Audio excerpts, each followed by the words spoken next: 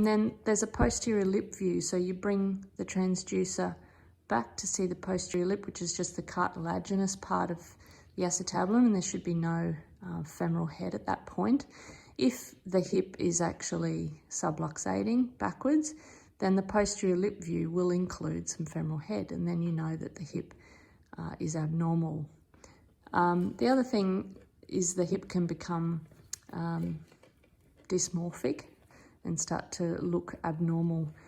So if a femoral head is constantly in and out, it can sort of change the shape of this bone here. So if there's a slight indentation, it can actually look on ultrasound like another acetabulum, or fake being the acetabulum, so a pseudo-acetabulum.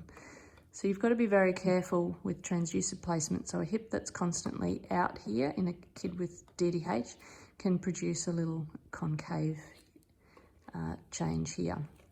Now the femoral head can ossify from 4 to 6 months. So as you can see at the moment, this is an ossified head. If this was nice and see-through, we'd be able to see the triradiate cartilage, so the black cartilage running through. If this has become ossified, it can cast a shadow in the line of the transducer, so then what's more medial to this can be shadowed, and as a triradiate cartilage on ultrasound we know is hypoechoic, it's black. An ossified femoral head may mean that it casts a shadow and gives the sonographer a false impression of being a triradiate cartilage.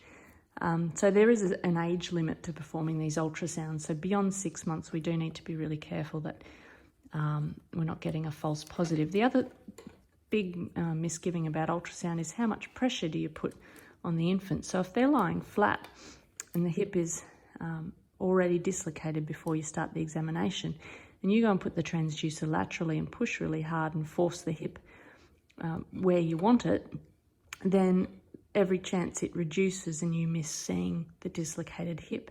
So it's very important to just let the hip loosely kick around. So let the infant kick around and get used to you, and just gently place the transducer laterally so that we get an opportunity to see if upon commencement of the exam the femoral head is actually out before you go and put a whole lot of lateral pressure.